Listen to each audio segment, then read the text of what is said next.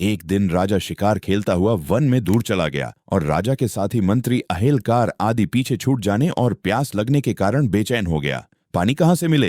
राजा ने चारों तरफ नजर घुमाई तो सिवा वन और पेड़ पौधों के कुछ दिखाई न दिया। राजा गंगाराव ने निराश होकर ऊपर की तरफ निगाह उठकर कहा, हे प्रभु, तेरा ही आसरा है। इतना कहते ही राजा क्या देखता है कि बहुत सारे पक्षी एक जगह ही इकट्ठे आकाश में मंडरा रहे हैं। पक्षियों को उड़ता देखकर राजा गंगाराव को ढांढस बंधी कि जहां ये पक्षी मंडरा रहे हैं वहां पानी अवश्य होना चाहिए। ऐसा विचार मन में उठते ही राजा गंगाराव ने उसी तरफ अपना घोड़ा बढ़ा दिया और चंद घड़ियों में अपने लक्ष्य के पास जा पहुंचा। राजा गंगाराव क्या देखता है कि एक सुंदर सरोवर बना है, उसी के ऊपर पक्षी मंडरा रहे हैं और इंद्रलोक की 4 अप्सराएं एक से एक बढ़कर सुंदर, जिनके चेहरों की चमक चंद्रमा से बढ़ चढ़कर थी।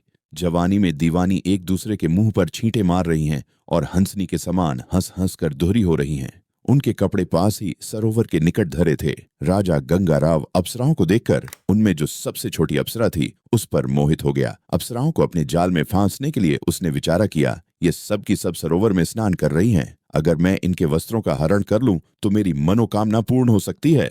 राजा गंगाराव इस प्रकार अपनी मनोइच्छा पूर्ति का उपाय विचार कर बड़ा खुश हुआ और परमपिता परमेश्वर का ध्यान कर घोड़े को एक पेड़ से बांधकर उसे घास खाने में लगा दिया तथा स्वयं पेड़ों की आड़ लेकर धीरे धीरे सरकता हुआ सरोवर के निकट जा पहुंचा, जहां पर अप्सराओं के वस्त्र रखे हुए थे।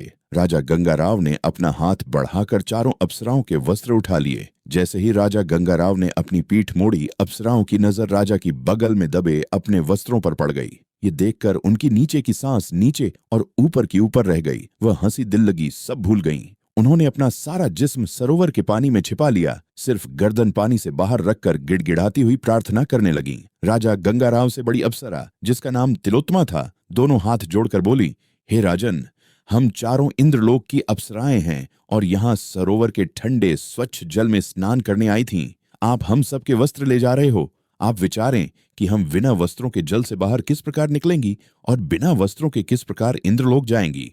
दोस्तों, इस स्टोरी का सेकंड पार्ट बहुत जल्द इसी चैनल पर अपलोड कर दिया जाएगा, इसीलिए हमारे इस चैनल को सब्सक्राइब जरूर करें और अब कमेंट करके जरूर बताना कि सेकंड पार्ट का इंतजार किस किस को है।